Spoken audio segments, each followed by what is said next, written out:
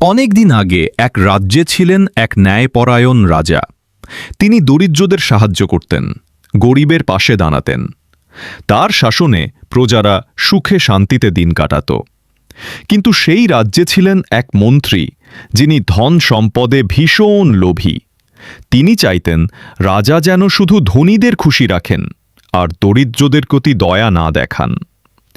একদিন মন্ত্রী রাজার কাছে এসে বলল, মহারাজ, এত গরিবকে সাহায্য করলে রাজ্যের খাজাঞ্চি ফাঁকা হয়ে যাবে, বরং শুধু ধনীদের সাথে থাকুন। রাজা শান্তভাবে বললেন, মন্ত্রী। কিন্তু মন্ত্রী থেমে থাকল না। সে রাজার নামে মিথ্যা প্রচার শুরু করল। রাজা নাকি দরিদ্রদের ধনীদের সম্পদ লুট করতে উৎসাহ দেন।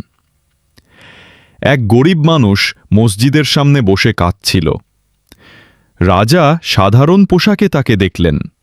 জিজ্ঞেস করলেন, তুমি কেন কাঁদছ? গরিব লোকটি বলল, হুজুর, আমার ছোট মেয়ে অসুস্থ, চিকিৎসার টাকা নেই। মন্ত্রী বলেছে রাজা গরিবদের জন্য কিছু করেন না। রাজা তার হাত ধরে বললেন, আমি রাজা আর আমি আল্লাহর বান্দা। যতদিন আমি বেঁচে আছি, দরিদ্র মানুষের মুখে হাসি ফোটানোই আমার দায়িত্ব। তারপর তিনি সেই গরিবের মেয়ের চিকিৎসার ব্যবস্থা করলেন। খবর সারা রাজ্যে ছড়িয়ে পড়ল। মানুষ বুঝল মন্ত্রীই মিথ্যা রটাচ্ছিল। শেষে রাজা মন্ত্রীকে শাস্তি দিলেন।